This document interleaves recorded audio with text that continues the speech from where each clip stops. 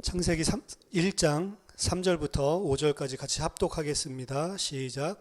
하나님이 이르시되 빛이 있으라 하시니 빛이 있었고 빛이 하나님이 보시기에 좋았더라.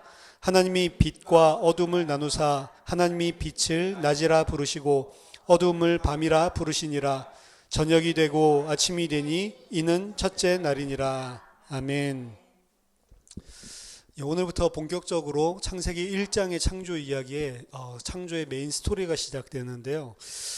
현재 이 창조에 관해서 신학자들이라든지 설교자들이라든지 논쟁을 많이 하는데, 그들이 하고 있는 논쟁에 사실은 두 가지 사실이 많이 결여되어 있습니다. 한 가지는 이 지금 창조 기사, 창세기 1장에 나와 있는 창조 기사가 고대의 기사라고 하는 사실을 놓치고 망각하고 디베이트를 하는 경우가 많습니다.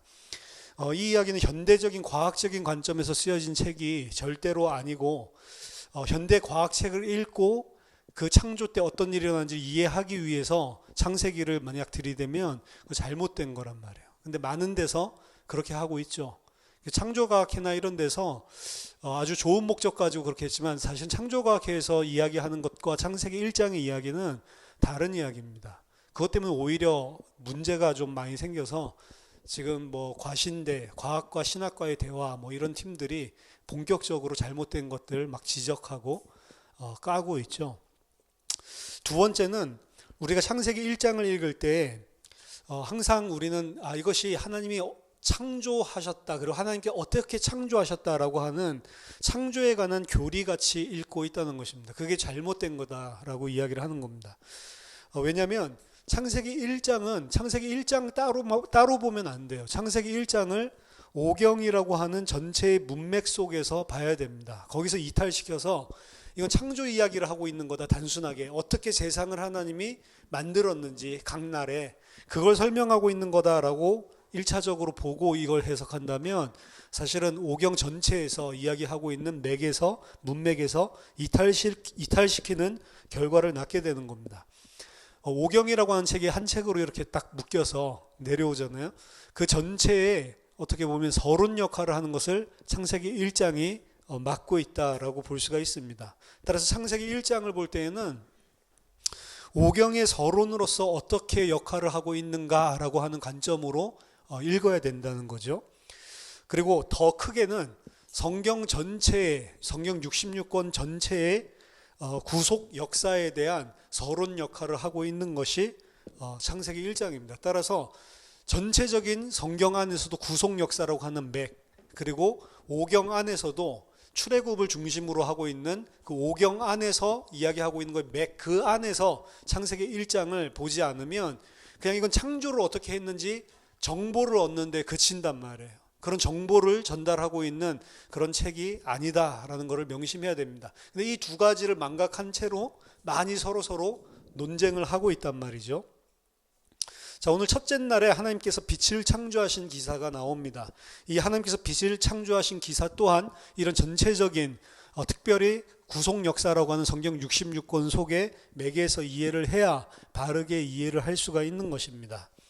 오늘 1장 3절에 보니까 하나님이 이르시되 빛이 있으라 하시니 빛이 있었고, 자, 지난 시간에 이야기했듯이 창세기 1장 1절과 2절은 창세기 1장 3절부터 시작되는 창조 이야기, 메인 스토리 이전에 있었던 사건에 대한 기술입니다. 그 문법적으로 제가 설명을 해드렸죠. 그래서 메인 스토리 라인은 히브리어 그 내러티브에서 바이익토리라고 하는 구문, 바브라고 하는 접속사와 그 다음에 미래를 나타내는 그 동사가 동시에 처음에 나와야 이게 메인 스토리다, 메인 스토리 라인이 시간에 따라서 진행된다라고 읽는 것입니다. 그런데 1절, 2절에는 그 바이익톨 구문이 없다라고 그랬습니다. 그래서 거기에 나와 있는 과거는 창세기 1장 3절에 하나님께서 6일 동안 창조하시는 이 일 이전에 있었던 사건, 배경되는 사건들을 설명하는 거다라고 말씀드렸죠. 1장 3절에서 드디어 바이익톨 구문이 처음 나오는 겁니다. 바이오멜 엘로힘, 바 나오고 그 다음에 요멜, 아마르라고 하는 동사의 그 미래형이에요. 그래서 임퍼펙트, 우리나라 말로 뭐라고 하는지 모르겠는데 어쨌든 임퍼펙트형인데, 그래서 바이톨 구문이 나오면서 이제 메인 스토리가 시작이 된단 말이에요. 정확하게 말하면 하나님이 말씀하셨다라고 해석을 하는 거죠. 빛이 있으라 예하오르 3인칭 명령어입니다. 그래서 영어에서는 3인칭으로 해서 Let there be light, 빛에게 거기에 있으라라고 명령하시는 걸로 3인칭 명령어로 되어 있죠. 이게 이제 라틴어 성경, 중세시대 때 사용했었던 라틴어 성경 벌게이트역에서는 이게 fiat lux라고 표현되어 있습니다. 그래서 이 fiat lux라는 게 이제 빛이고, 그리고 fiat가 명령인데, 그래서 이 fiat lux라고 하는 이런 하나님이 3인칭으로 명령하고 있는 그 제일 앞에 넣는 let there be, 영어로 하면 있으라, 우리나라 말로 하면 fiat라고 하는 거 있죠. 그래서 fiat라고 하는 게 말씀, 명령 이런 뜻이 있기 때문에 창세기 1장의 전체 창조를 fiat에 의한 창조, creation by fiat. 그 fiat 자동차도 있죠. 그 말씀, 명령이라는 뜻입니다. 그래서 명령, 하나님의 말씀에 의한 창조를 강조하기 위해서 되게 유명한 구문이에요. fiat에 의한 창조, 하나님의 fiat에 의한 창조라고 하는 구문이 거기에서 유래된 것입니다. 이것은 하나님이 창조하실 때 말씀으로, 명령으로 창조하셨다라고 하는 것을 강조하기 위해서 그 fiat라고 하는 단어를 특별하게 부각을 시키는 거예요. 창세기 1장의 창조와 창세기 2장의 창조 이야기는 같은 사건을 이야기하고 있는 것 같지만 여기에서 차이가 난다라고 많은 학자들이 이야기를 합니다. 왜냐하면 창세기 1장에서는 fiat, 하나님의 말씀, 명령으로 창조를 하지만 창세기 2장에서는 하나님의 액션, 행동을 통해서 창조를 한다는 거죠. 그래서 흙을 빚고, 흙으로 폼을 만들고, 그 다음에 갈빗대를 취하시고, 그리고 하나님이 나무, 보기에 아름다운 나무, 식물을 심으시고, 뭐 이런 단어들이 하나님의 액션을 통해서 창세기 2장에 창조하는데, 창세기 1장에서는 fiat를 통해서 창조한다라고 해서 이 두 개를 서로 완전히 분리를 시킵니다. 분리를 시켜서 첫 번째 창조 이야기와 두 번째 창조 이야기는 저자가 다르다라고 이야기를 하는 거예요. 그래서 첫 번째 창조 이야기에서는 하나님을 엘로힘이라고 이야기를 하고, 창세기 2장에 나오는 창조 이야기에서는 하나님을 야훼라고 하기 때문에 창세기 1장의 이야기는 엘로히스트, 엘로힘이라고 하나님을 부르는 사람이 썼다. 처음에 이렇게 이야기를 했어요. 그리고 창세기 2장에서는 야위스트, 하나님을 야훼라고 부르는 사람이 썼다. 서로 다른 저자가 쓴 것이다. 그래서 처음에는 이 문서, 그 다음에 제2 문서, 엘로힘 이 문서, 여호와 제2 문서, 이렇게 두 개로 나눴단 말이에요. 그러다가 나중에 창세기 1장을 이건 엘로힘 문서라고 보기에는 너무 이 안에 있는 제사장적인 색깔이 많다라고 해서 나중에는 피 문서로, 제사장 문서로 바꿔버린단 말이에요. 제사장적인 요소가 뭐냐, 이런 것도 나중에 또 설명을 해드리겠습니다. 그러니까 창세기 1장을 그래서 보통 제사장 문서라고 이야기를 하고, 제사장 문서는 언제 쓰여진 거냐면 바벨론 포로에서 돌아오고 나서 쓰여진 거예요. 아주 후대 때 쓰여진 겁니다. 그러니까 굉장히 후대 때 쓰여진 거고, 야훼 문서라고 하는 거는 거의 9세기, BC 9세기, 10세기 혹은 8세기 이때 쓰여진 거기 때문에 격차가 있다라고 이야기를 하는 거죠. 하지만 창세기 1장을 잘 읽어보면 피아트로 창조하는 게 아니에요. 피아트로 창조한 날은 첫 번째 날의 빛만 피아트로 창조합니다. 두 번째 날부터 보면은 피아트도 하지만, 명령도 하시지만, 말씀도 하시지만 하나님의 액션을 통해서 창조하는 것들이 같이 나온단 말이죠. 엄밀하게 보면은 창세기 1장의 모든 창조들은 하나님의 말씀과 그 말씀대로 하나님께서 행하시는 것들을 통해서 창조를 하고 있단 말이에요. 창세기 첫 번째 날에 빛을 창조할 때만 딱 빛으로 창조하고 그대로 되었다. 예를 들자면 궁창이 있으라 라고 만약 명령하면 그랬더니 궁창이 있었더라 이렇게 나와야 되잖아요. 근데 두 번째 날만 살펴보면 하나님이 궁창을 6절에 보니까 하나님이 이르시되 물 가운데 궁창이 있어 물과 물로 나뉘라. 이게 이제 피아트죠. 명령을 하시죠. 그러고 난 다음에 7절에 보면 하나님이 궁창을 만드사. 그렇죠. 말씀하고 하니까 그대로 있었다라고 안 하고 말씀하시고 나서 하나님께서 그대로 말씀하신 대로 만드시는 장면이 등장을 하죠. 액션이 같이 섞여 있는 겁니다.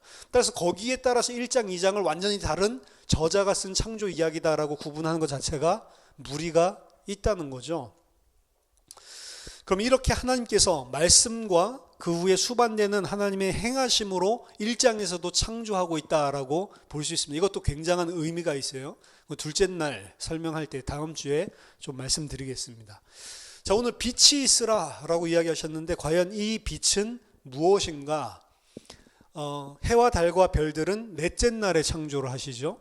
그럼 여기서 이야기하는 빛은 지금 우리가 보고 있는 태양 발광체에서 나오는 빛이 아니라는 것입니다. 그럼 이 빛은 어디서 나오는 거냐? 이 빛을 보고 이상하게 생각을 한 거예요. 고대 때부터. 그래서 유대인들 전통에도 보면 과연 이 빛이 무엇인가에 대한 그런 해석들에 대한 것들이 전통들이 많이 있단 말이에요. 고민을 많이 한 거죠.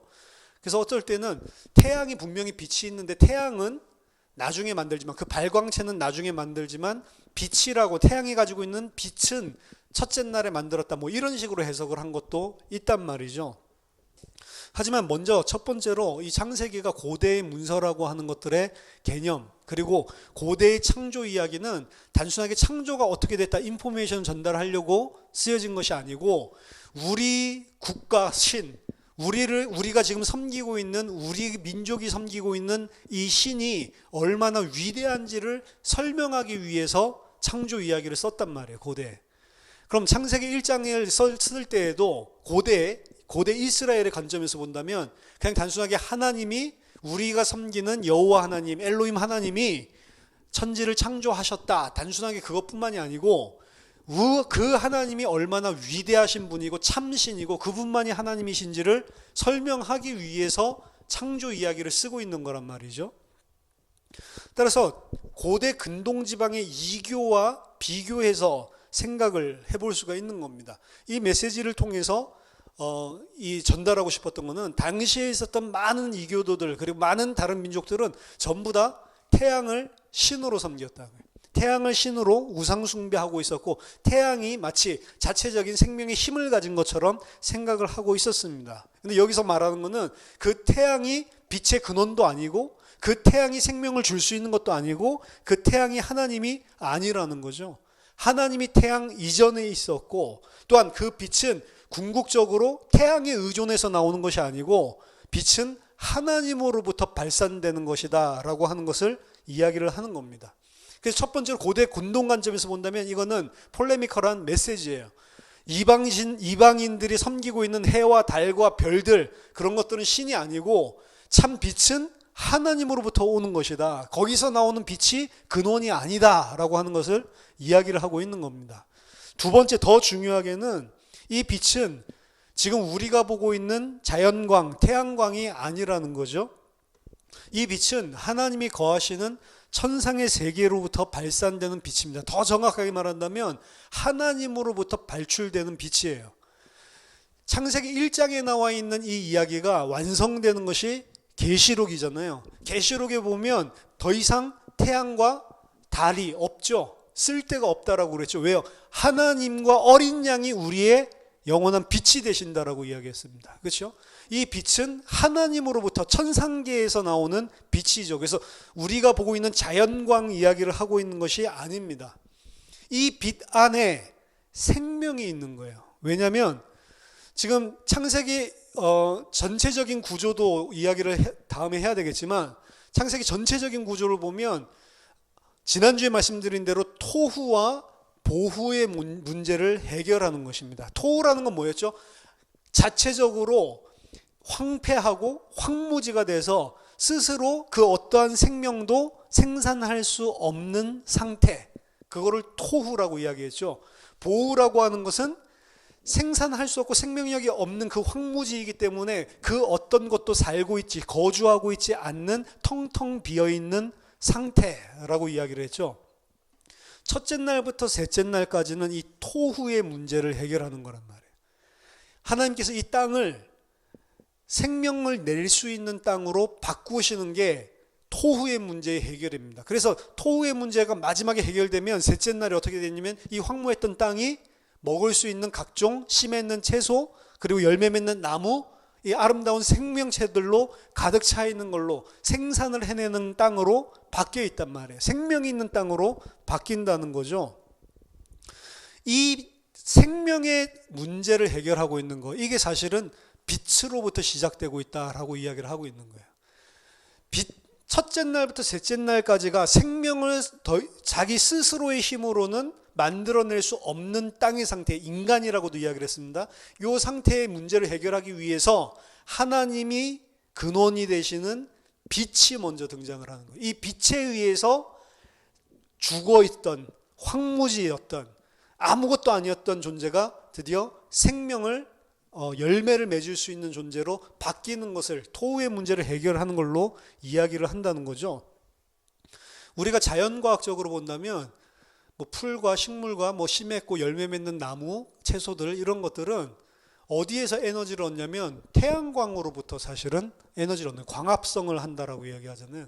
태양광으로부터 에너지를 얻어서 광합성을 해서 자라나고 그 다음에 열매도 맺고, 물론 뭐 땅으로부터 영양분도 빨지만 근본적으로 태양이 없으면 죽어버린단 말이에요. 그게 식물이잖아요. 그런데 태양은 넷째 날에 만들어졌습니다. 그러면 이들이 생명을 가진 것은 태양광에 의해서 지금 생명을 가진 게 아니죠. 지금 창세기 1장에서 이야기하고 있는 생명의 근원 되시는 하나님으로부터 발산되고 있는 이 빛, 그 빛에 의해서 생명이 탄생하게 된다라고 하는 것을 보여주고 있는 것입니다. 창세기 1장에서 이야기하고 있는 모든 창조 이야기는 구속 역사 전체 안에서 이야기하고 있는 것을 똑같이 이야기를 하고 있는데 그림자적으로, 모형적으로 이야기를 하고 있단 말이에요. 이 빛은 하나님이 생명을 주는, 생명을, 토후의 문제를 해결하고 생명과 열매 맺는 그 땅으로 변화시키는 그 생명의 힘을 가진 빛이라고 이야기를 창세기 1장에서 하고 있는데, 그 빛의, 그 그림자 모형의 실체가 뭐냐? 그 신약 성경에 가면 요한복음 1장에서 그 실체에 대해서 이야기를 하죠. 요한복음 1장 9절에 보면 참 빛, 곧 세상에 와서 각 사람에게 비추는 빛이 있었나니.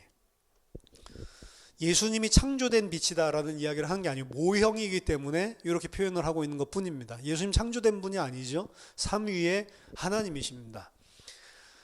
그림자로, 모형으로 설명을 하고 있는 거예요. 생명은 어디에서 나온다? 하나님으로부터 나오는 빛. 하나님이 창조하신 첫째 날의 그 창조의 빛으로 인해서 생명이 양성될 수 있다라고 하는 걸 창세기 1장에서 보여주는 거고, 그 모형이 뭐냐? 요한복음 1장에서는 예수 그리스도, 세상에 오는 참 빛, 그 빛으로 생명을 얻을 수 있다라고 하는 거죠. 근데 문제는 뭐냐면 요한복음 1장 5절에 빛이 어둠에 비치되 어둠이 깨닫지 못하더라 라고 이야기하는 겁니다. 빛이 분명히 비쳤는데 어둠은 그 빛을 깨닫지 못했다라고 이야기를 하죠. 창세기 1장의 맥에서 본다면 빛이 있으라 그러면 흑암의 문제가 싹 다 해결돼야 되는데, 빛이 있으라 했는데 여전히 빛도 존재를 하고 흑암도 존재를 하고 있습니다. 그럼 낮과 밤이 왔다 갔다 하죠. 낮과 밤도 사실은 태양광에 의해서 왔다 갔다 하는 게 아니고 이 창조하신 빛에 의해서 빛과 어둠이 나뉘고 낮과 밤이 바뀐다라고 이야기를 하고 있죠.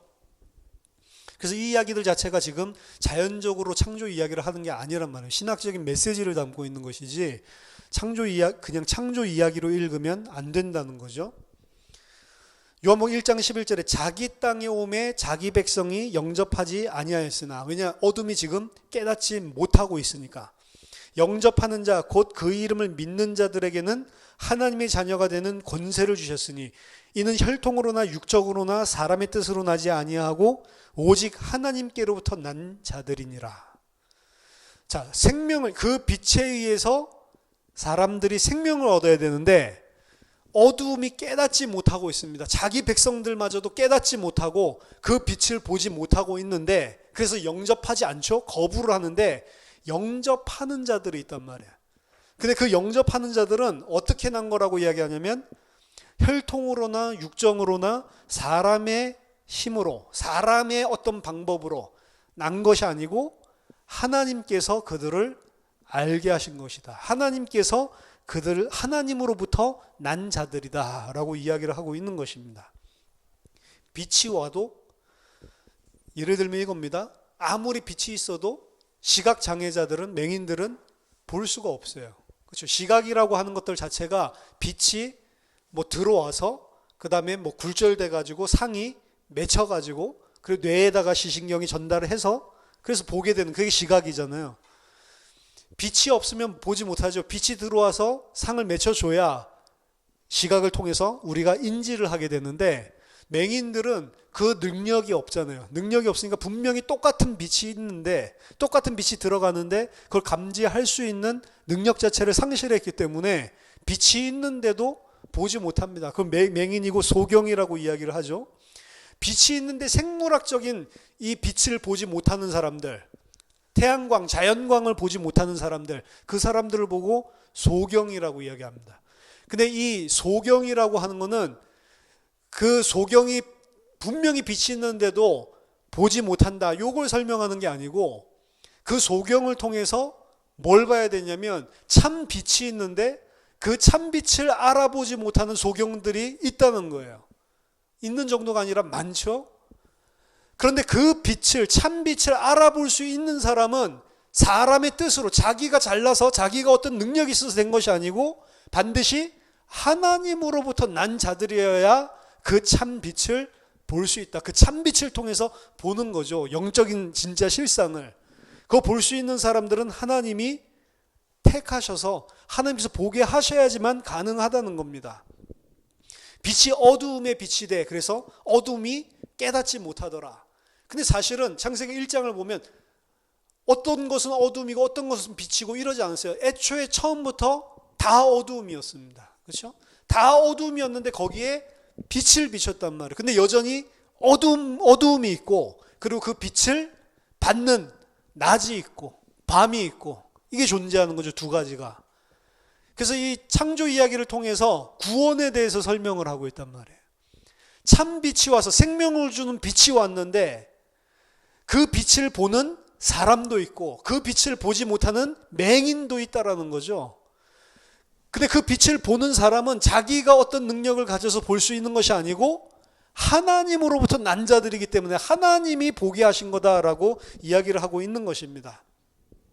요한복음 9장 39절부터 41절 보면 예수께서 이르시되 내가 심판하러 이 세상에 왔으니 보지 못하는 자들은 보게 하고 보는 자들은 맹인이 되게 하려 함이라 하시니 바리새인 중에 예수와 함께 있던 자들이 이 말씀을 듣고 이르되 우리도 맹인인가? 예수께서 이르시되 너희가 맹인이 되었더라면 죄가 없으려니와 본다고 하니 너희 죄가 그대로 있느니라. 그렇죠? 맹인에 대해서 이야기를 하죠. 예수님이 세상을 심판하러 왔는데 보지 못하는 자들은 보게 하고 보는 자들은 맹인으로 만들려고 왔다라고 이야기를 하니까 뭔 소린가? 소경 고치시고 난 다음에 하는 이야기거든요. 보지 못하는 자들은 보게 한다. 이 소경이 예수님께 보여달라고 자기가 보지 못하는 것을 인정했단 말이야. 보여달라고 그 자를 보게 했죠. 보지 못하는 자들, 내가 보지 못한다고 하는 자를 보게 하러 왔다. 세상을 심판하는 내용이에요. 근데 보는 자들, 나는 본다라고 이야기하는 자들은 내가 못 보게 만들려고 왔다라고 이야기를 합니다. 맹인이 되게 하려고 왔다. 그걸로 세상을 심판한다는 거예요. 그러니까 바리새인들이 우리가 맹인이냐라고 이야기했더니 그래, 맹인이면 너희들이 진짜 맹인이면 죄가 없을 것인데 본다고 하니까 너희가 죄가 있구나. 이 사람들은 뭐예요? 자기네들이 볼 수 있다라고 주장하는 사람들이에요. 참 빛이 필요 없는 사람들입니다. 빛은 왜 필요해요? 물체는 그대로 있는 겁니다. 빛을 통해서 인지를 한단 말이에요. 근데 그 빛이 생명을 주는 것인데 이 사람들은 참빛이 왔는데 그 참빛 필요 없어요. 왜? 우리 맹인 아니니까. 누가 그 참빛이 필요하죠? 나 맹인이다 아는 사람만 필요한 거예요. 그렇죠? 그러니까 너희들이 맹인이라면 죄가 없을 건데 본다고 하니까 너희가 죄가 있구나라고 이야기를 하는 겁니다. 나는 그 참빛 없어도 볼 수 있어요 하는 사람은 절대로 심판을 피할 수가 없는 것입니다. 내가 맹인이다라는 사실을 인정해야 그 사람을 보게 만들어 주시는 것이지, 나는 잘 보고 있는데요 하는 사람은 생명이 없는 거라니까. 심판을 받는다니까요. 빛이 어두움에 비치되 어둠이 깨닫지 못하더라. 빛이 오는데 여전히 어둠이 존재를 하고, 그 빛을 깨닫는 낮의 영역이 존재를 하고, 이 두 개가 동시에 존재를 하고 있는 것들을 창세기 1장에서 보여주고 있는 것입니다. 그래서 이 빛의 이야기가 단순하게 창조 이야기가 아니라는 걸 바울이 이야기하죠. 고린도후서 4장 6절에 어두운 데에 빛이 빛이라 말씀하셨던 그 하나님께서 예수 그리스도의 얼굴에 있는 하나님의 영광을 아는 빛을 우리 마음에 비추셨느니라. 그래서 창세기 1장의 이 빛을 비추는 이야기가 단순하게 어떻게 하나님이 세상을 첫째 날에 창조했냐 그 정보를 주고 있는 것이 아니고, 하나님이 예수의 얼굴에 있는 하나님의 영광을 알 수 있는 빛을 우리에게 비춰주는 걸로 해석을 하고 있잖아요. 6절에 보니까 하나님이 이르시되, 아까 전에 살펴봤죠. 4절에 보니까 빛이 하나님이 보시기에 좋았더라. 하나님이 빛과 어두움을 나누사라고 되어 있죠. 빛이 하나님이 보시기에 좋았더라. 키라고 하는 것은 그 영어로 치면 대시라고 하는 어떤 관계 대명사적인 거예요. 그러니까 하나님이 보셨다. 그러고 무엇을 대절이 따라 나오는 거죠. 영어로 친다면. 근데 그 대시라고 하는 게 키란 말이에요. 그 다음에 아무런 동사 없이 토브, 좋다라고 하는 것이 나왔습니다. 근데 키토브가 그 관계대명사 영어로 친다면 감탄문이 될 수도 있어요. 예를 들어서 what이라고 하는 거는 의문문인데, what a good it is 그러면 그거 얼마나 좋은가. What a joyful day today 그러면 와 얼마나 이거 기쁜 날인가 오늘이, 막 이렇게. 그것처럼 키토브 그러면은 이게 그냥 하나님이 보시기에 좋았다 이게 아니고, 키토브라고 하면 하나님 보시기에 얼마나 이것이 좋았던가 라고 하는 감탄문, 강조법으로 사용을 할 수가 있다는 겁니다. 그래서 키토브가 계속 나와요. 계속 키토브 나오는데, 그걸 갖다가 이제 우리 성경에서는 그런 하나님이 보시기에 너무 좋았다라고 하는 강조 요거는 빼먹고 그냥 보시기에 좋았다 이렇게만 돼 있죠. 근데 원어적인 의미에는 그 키토브라고 하는 하나님이 정말로 보시기에 좋았다라고 하는 것이 이런 감탄문 형태로 전달을 하고 있습니다. 하나님께서 빛이 보시기에 좋았더라, 어두움이 보시기에 좋았더라라는 말은 없죠. 빛이 하나님 보시기에 좋았더라라고 이야기를 하면서 그 하나님이 보시기에 좋았던 그 빛을, 그 아름다운 빛을 빛과 어두움으로 딱 나누는 장면이 등장을 합니다.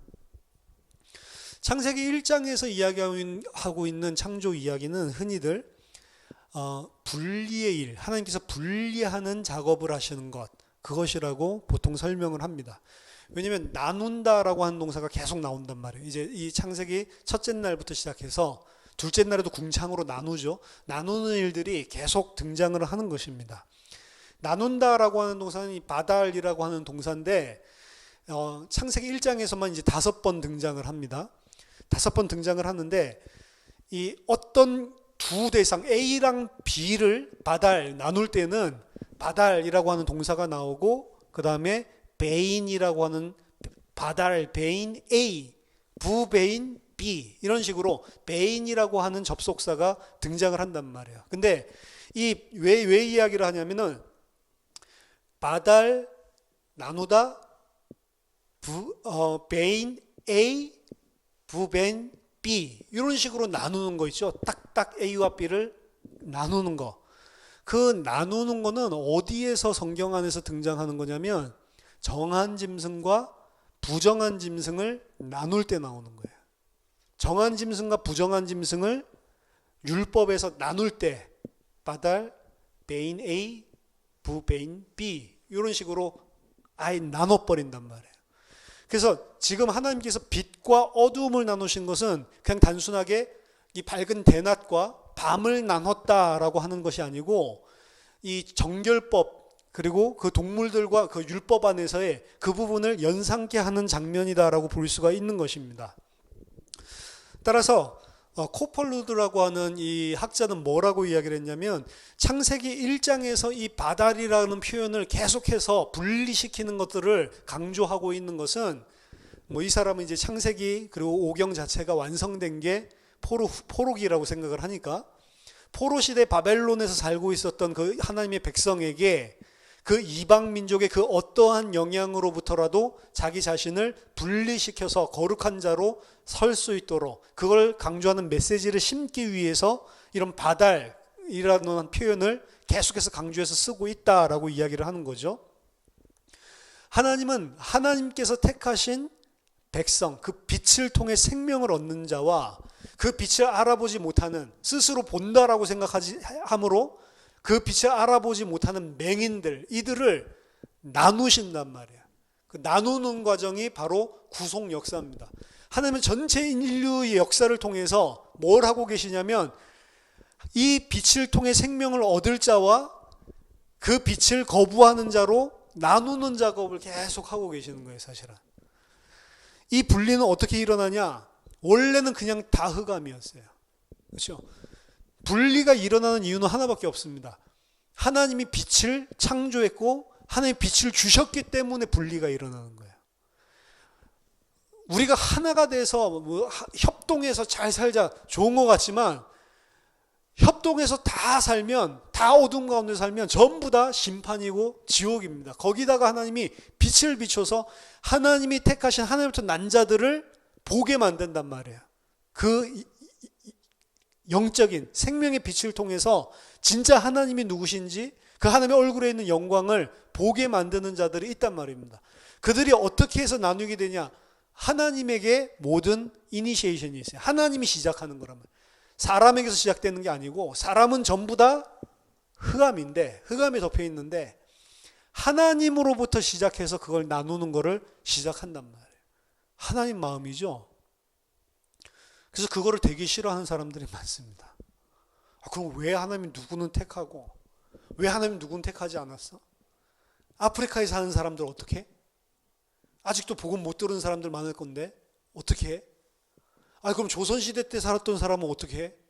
그럼 그 사람들은 전부 다 그냥 지옥 가는 거야? 이순신은 안 갔겠지. 이런 생각을 한다. 그렇죠? 만약에 하나님이 그런 사람이면 너무 불공평해. 이렇게 이야기를 한단 말이에요. 그렇죠? 거기에 대해서 로마서 9장에서 바울은 뭐라고 이야기를 하죠? 네가 뭔데 그런 말 하고 있냐? 너희들은 하나님이 토기장이가 빚는 그릇에 불과한데 토기장이가 그릇을 빚을 때 토기장이 마음대로 귀하게 쓸 그릇도 만들고 귀하게 쓰지 않을 그릇도 만들고 토기장이 마음이지 너가 뭔데 그러냐라고 하면서 바울은 그걸 뭐를 가지고 대비를 시켰냐면 창조주와 피조물의 위치를 가지고 이야기를 한다고요. 너희들 그렇게 하나님 간섭하려고 하는 거 보니까 너 창조주인가 보네? 이 이야기예요. 하나님께서 모든 사람들이 다 진노를 받고 다 심판을 받아야 되는 어두움인데 그 가운데 몇몇을 은혜를 주셔서 건지셔서 생명을 주게 했다고 해서 하나님이 불의한 자가 될 수 있냐? 진짜 하나님이 공평하게 한다면 전부 다 지옥 가야 되는 건데 그 중에 하나님께서 택하신 자들에게 은혜 주셔서 그 사람들을 소수를 살렸다고 해서 하나님께서 불의한 자가 될 수가 있냐?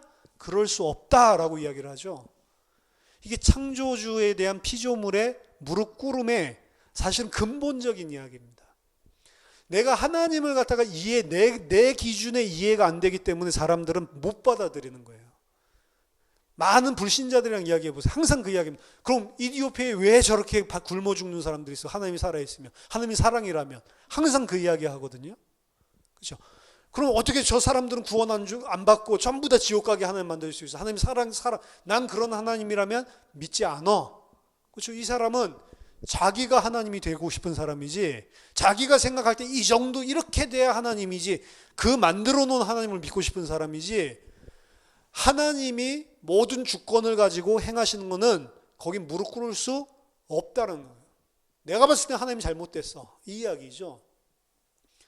우리가 구원받은 하나님 백성이라면 하나님께서 그 나누시는 그 작업에 대해서 우리는 아무 말을 할 수가 없는 것입니다. 도리어 거꾸로 구원받은 하나님 백성은 이해를 해야 돼요. 그래, 하나님이 자의적으로 다 나누시는데 왜 하필이면 나 같은 놈을 이런 흑암, 이런 완전히 맹인이 돼서 보지도 못하는 이런 나 같은 자를 왜 택해서 구원을 했지? 조선시대 때 저렇게 좋은 사람도 많은데, 아프리카에 저렇게 불쌍한 사람들 많은데 왜 저 사람들 안 살리고 나같이 악한 죄인을 살리셨지? 오히려 그렇게 감사하고 감격해야 되는 거 아닌가요? 구원받은 사람들이 하나님보다 마음이 더 넓어가지고 왜 저 사람들 구원 안 해요? 틀린 거라고요. 저 사람들도 구원 안 했는데 왜 나는 하필이면 구원을 했을까?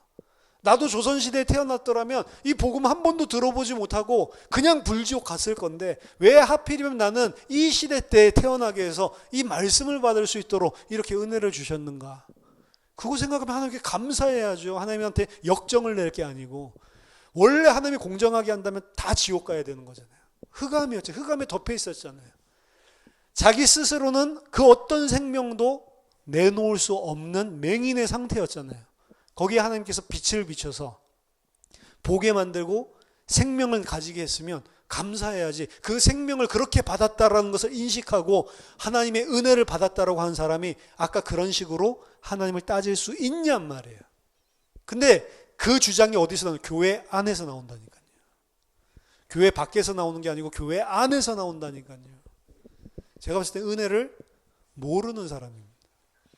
구원 받았는지 안 받았는지도 잘 모르겠어요. 구원 받았다라고 한다면 이제 과정 가운데 있으니까 그런 깨달음이 없어서 아직도 육신적인 세상적인 그 흑암한 생각을 가지고 그렇게 하는 건지 모르겠지만, 진짜 구원받은 사람의 이야기를 듣는다면 아, 그렇지, 거꾸로 생각을 해야지. 왜 그렇게 생각을 하지?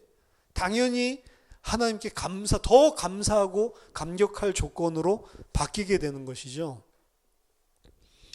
1장 5절에 하나님이 빛을 낮이라 부르시고 어둠을 밤이라 부르시니라. 저녁이 되고 아침이 되니 이는 첫째 날이니라.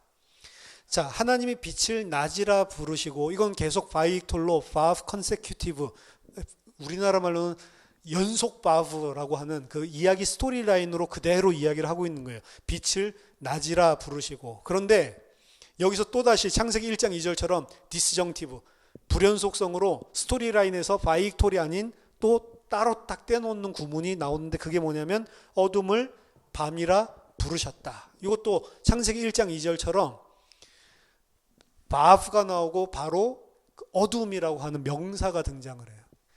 항상 바브 다음에 동사가 나와야 스토리 라인인데, 바브 다음에 명사가 나오면 그거를 이 스토리 흐름에서 뚝 끊어졌다라고 해서 디스정티브라고 하는 거예요. 불연속, 끊어져 있는, 단절되어 있는. 디스정티브가 또 나오면서 밤에 대한 이야기가 나오고 있습니다. 나중에도 보겠지만 하나님이 이름 지어주는 장면이 창세기 1장에 보면 나오잖아요. 뭐 좀 지금 여기도 보면은 빛을 낮이다, 어둠을 밤이다. 그런데 이 스토리 라인 이전에 존재했었던 거 있죠. 그거 이름을 붙여줄 때는 항상 그 메인 스토리 라인에서 뚝 떨어진 걸로 설명을 해요. 디스정티브로 설명을 한다고. 그러면 하나님께서 첫째 날에 빛을 낮이라고 부르셨죠. 그 밤은 어두움은 호셰크는 밤이라고 칭하시는데, 이 밤이라고 칭한 거는 첫째 날에 일어난 사건이 아니라는 거예요. 호셰크는 어둠은 언제부터 있어요? 1장 2절부터 존재를 했었죠. 그때부터 그 이름을 하나님이 지어주셨다. 이건 그 전에 있었던 사건으로 또 올라가는 거예요. 그래서 과거형을 여기서 따로 쓰고 있습니다. 원래는 계속 임퍼펙트를 써야 되는데 다시 과거형을 쓰면서 1장 2절이랑 똑같은 구문이에요. 그래서 하나님께서 부르셨다. 그럼 이걸 갖다 왜 굳이 그냥 첫째 날에 그냥 이렇게 이름 지었다라고 메인 스토리 라인으로 써도 되잖아요. 왜 굳이 이거를 분리를 했냔 말이에요. 하나님의 주권에 대한 부분입니다. 이름을 짓는다, 이름을 부른다라고 하는 것은 그 이름을 본질을 알고 그리고 주권 아래 있다라고 하는 거예요. 그냥 단순하게 이름 지어주는 게 아니란 말입니다. 아담이 각 동물들, 새랑, 기는 것들 다 이름 지어주는 거는 그냥 이름 잘 지어준 게 아니고 그 동물들을 통치하고 다스리고 그 동물들의 본질까지도 꿰뚫고 있다라는 거예요. 야, 너는 코가 그렇게 생겼으니까 코끼리다. 본질을 꿰뚫고 코끼리라는 이름을 지어준 거예요. 그러니까 우리가 지금 보면 코끼리 같이 생겼잖아요. 그렇죠? 아, 코끼리라고 너무 이름 잘 지었다. 원숭이는 원숭이 같이 생겼잖아요. 토끼는 토끼 같이 생겼잖아요. 그렇죠? 토꼬 그럼 이상하잖아요. 본질을 보고 이름을 지어준단 말이에요. 본질을 보고 그리고 통치하고 다스리는, 그게 이제 히브리에서 이름을 부르는 것입니다. 그래서 내 이름 아시죠? 그거 뭐 찬양 있잖아요. 내 이름 안다고 하는 건 내 이름 아는구나 이 소리가 아니고, 나를 본질까지 다 꿰뚫어 보고 나를 통치하고 절대 주권 가지고 완벽하게 붙잡고 다스리고 인도하고 계시된다. 그거를 창세기 1장 2절에는 무슨 케이오스, 혼란 속에 있으니까 하나님이 흑암을 갖다가 그때는 통치 못하다가 첫째 날에 와서 빛을 만들면서 흑암을 통치한 게 아니란 말이에요. 처음부터 그 흑암의 상태들마저도 하나님의 절대적인 주권과 계획 아래에 있다라고 하는 거죠. 그래서 첫째 날에 흑암의 이름을 지어주는 게 아니고, 그 흑암은 이미 그 첫째 날 사건 전에 과거에 이미 하나님께서 지어줬던 걸로 굳이 표현을 한단 말이에요. 하나님의 절대 통치를 사실은 이 안에서도 볼 수가 있는 거죠. 짧은 구문이죠. 우리나라 성경에서는 볼 수가 없는 거죠. 그러니까 그거 통해서도 하나님이 모든 것을, 그럼 모든 사람들의 생산하지 못하고 흑암 가운데 덮여있는 이런 상태, 그런 상태들을 하나님께서 다 하나님의 절대적인 주권과 계획과 작정 속에 그거로부터 시작하게 하셨다라는 겁니다. 그게 이제 연결되는 게 저녁이 되며 아침이 되니 이는 첫째 날이니라. 요거 가지고 저녁이 되며 아침이 되니 이는 첫째 날이니라. 아니 그럼 낮은 어디 갔어? 막 이제 이래가지고 헷갈려 한다고요. 진짜 그런 논의들이 많아요. 왜 저녁이 되며 아침이 되니까 이게 첫째 날이지? 아침부터 저녁까지 하면은 24시간을 다 포함할 수 있지만 저녁이랑 아침 요거는 24시간이 아니잖아요. 그렇죠? 그러니까 뭐 가장 쉬운 설명은 낮에는 하나님이 일하셔서, 낮이라고 부를 수 있는 그 시간에 하나님이 일하셔서, 그렇죠? 낮에는 하나님이 빛을 만드시고 그리고 부르시고 그다음에 이제 저녁이 되고 아침이 되니까 첫째 날이다. 그러면 이제 24시간이 채워지니까 뭐 이렇게 설명할 수 있는 방법이 있는데, 그걸 이야기하려고 하는 게 아니고, 하나님의 창조의 과정은 항상 첫째 날도 그렇고 계속 설명을 하고 있는 게 저녁이 되고 아침이 되니 이 패턴이에요. 저녁에서 아침으로 가는 겁니다. 그리고 창조 이야기 전체가 흑암에서 빛으로 가는 거예요. 그렇죠? 저녁에서 아침으로, 그리고 흑암에서 빛으로 진행 방향이 그것입니다. 따라서 구속 역사를 보여주고 있는 거예요. 흑암이 빛보다 먼저 존재를 하고 있는 것이고, 그 흑암이 존재한 이유는 하나님의 작정 아래, 하나님의 절대주권 아래 하나님이 그렇게 하신 거죠. 그 후에 빛이 오도록, 빛이 왔는데도 중간에 빛과 어둠이 공존하는 시대가 있고, 그리고 궁극적으로 어디로 가요? 나중에 어둠이 완전히 없어지죠. 그리고 완전히 빛만 남는 상태로. 그래서 창조의 방향성이 bad, 나쁜 거에서 good, 좋은 것으로, good에서 the best, 최상의 것으로 이렇게 바뀌어가는 걸로 보여주고 있단 말이에요. 이거는 하나님의 창조 이야기를 이렇게 써나가고 있다도 되지만 우리 개인에 대한 것도 마찬가지입니다. 우리는 태어나면서부터 하나님을 알지 못하는 죄인으로, 흑암 가운데 맹인으로 태어난다고요. 그 속에 하나님이 빛을 비춰라, 참빛 예수 그리스도를 통해서 우리를 하나님의 백성 삼으시는데, 여전히 우리 안에 빛과 어두움이 공존하고 있는 이 시간이 있다니까. 근데 하나님은 계속 우리를 끌고 가는 거예요. 어디를? 그 안에 흑암이 없어지고 완전히 없어지고 빛만 남는 새하늘과 새 땅에 살 수 있는 하나님의 백성으로 완전하게 만들어, 거기를 향해서 지금 끌고 가시는 겁니다. 그래서 창조 이야기도 흑암에서부터 시작해서 빛과 어둠, 그리고 완전 빛밖에 없는 그걸로 방향성을 가지고 나가는 거고, 그렇게 본다면 창세기 1장에서 이야기하는 하나님 보시기에 좋았더라, 하나님 보시기에 심히 좋았더라, 여섯째 날에는 이야기하고 있는데, 심히 좋았지만 좋은 거 아닙니다. 베스트는 아니에요. 최상은 아니에요. 여전히 창세기 1장에 이야기하고 있는 창조는 아직 어두움이 존재를 하고, 그리고 트홈, 기품이 존재를 하고 있단 말이에요. 그렇죠? 여전히 없어져야 될 대상, 새하늘과 새 땅에 없는 것들이 여전히 존재를 하고 있는, 그래서 하나님 보시기에 좋았지만 여전히 더 베스트는 아니란 말이에요. 이게 첫 창조라는 이야기입니다. 새 창조로 가기 전까지는 아직 더 베스트가 아니란 말이에요. 그러니까 여전히 흑암과 기품이 존재를 하고 있고 타락할 가능성도 다 존재를 하고 있는 거죠. 근데 새하늘과 새 땅에서는 죄가 영원히 없다. 타락할 수 있는 가능성 자체가 아예 닫혀 있다. 더 이상 죽음은 없다. 눈물도 더 이상 없다. 고통도 더 이상, 아예 그런 가능성 자체가 완전히 클로즈된 상태죠. 그래서 배드, 나쁜 것에부터 시작해서 굿, 좋은 것으로, 그리고 최상의 것으로 이렇게 가는 게 구속 역사의 전체적인 점진적인 흐름이고, 이게 각 개인의 구원에서도 똑같이 이루어진다고요. 따라서 우리 안에 여전히 흑암이 있을 때 여러분들이 너무 낙심할 필요 없습니다. 그럴 수밖에 없는, 지금 과정 가운데 있는 거란 말이에요. 그것 때문에 낙심하지 마십시오. 낙심한다는 것 자체가 난 더 잘할 수 있는데 라고 하는 게 품어져 있을 수도 있어요. 그렇죠? 인정을 하는 것입니다. 난 맹인입니다. 역시 난 역시 어두움입니다. 하나님이 빛이 아니면, 예수님이 나를 보게 하시지 않으면 안 되는 죄인입니다.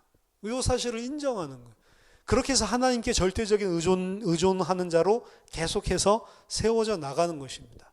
따라서 첫째 날에 이 빛을 창조하시고 빛과 어두움을 나누시는 것, 이것은 단순하게 빛을 창조했구나 그 이야기가 아니고 구원에 대한 이야기를 이것도 이야기하고 있는 겁니다. 둘째 날도 마찬가지고 모든 것들이 창조 이야기들 자체가 다 우리의 구원에 대해서 이야기를 하고 있는 거예요. 그 요소들을 하나하나 찾아내서 성경에서 이야기하고 있는 진리, 성경에서 이야기하고 있는 생명, 구원, 그게 무엇이냐 알아야 된다는 겁니다. 가장 중요한 것 딱 한마디로 핵심을 요약하면, 하나님께서 첫째 날에 창조하신 이 이야기는 하나님에게만 생명을 줄 수 있는 빛의 근원이 존재한다는 거예요. 땅에는 그 어떤 것도 생명을 생산해낼 수 있는 능력과 기능 자체가 없다라고 하는 겁니다. 하나님이 모든 것을 계시하시고 하나님으로부터 시작해야지만 생명을 가진 땅이 될 수 있다라고 하는 것을 보여주는 겁니다. 그래서 창조주, 이것도 위대하지만 생명이 하나님으로부터만 오는 거구나, 나로 시작할 수 있는 것은 아무것도 없구나 라고 하는 것을 인정하게 만드는 게 창세기 1장의 첫 번째 날, 빛이 있으라. 그냥 단순하게 빛을, 우리가 보는 빛을 창조한 것이 아니고 우리에게 생명과 구원을 주는 그 빛 이야기를 하고 있는 겁니다. 저와 여러분들이 정말로 창세기를 통해서 구원을 알고 또 예수 그리스도를 배워가고 하나님 앞에 무릎 꿇는 하나님의 백성이 된다는 것이 무엇인지를 계속 깊이 있게 이해하고 하나님의 사람으로 세워지기를 예수 이름으로 축복합니다. 하나님 아버지, 은혜를 감사드립니다. 스스로 그 어떤 생명도 하나님 앞에 선한 것도 낼 수 없는 흑암에 덮인 땅이었던 저희들에게 예수 그리스도를 보내셔서 참빛, 우리에게 생명을 주는 그 빛을 보내주셔서 하나님 얼굴에 있는 영광을 볼 수 있도록 하나님 우리를 택하여 주시고 우리를 흑암과 구별하여 주시고 하나님 백성 삼아 주심을 감사드립니다. 그 은혜와 사랑을 정말로 날마다 깊이 있게 알아가고 그 하나님의 은혜와 사랑에 감격해서 그 하나님께서 베푸신 은혜와 사랑이 나를 통해 드러날 수밖에 없는 온전한 하나님의 백성으로 양육되고 자라날 수 있도록 우리를 붙잡아 주시옵소서. 예수님 이름으로 기도하옵나이다. 아멘.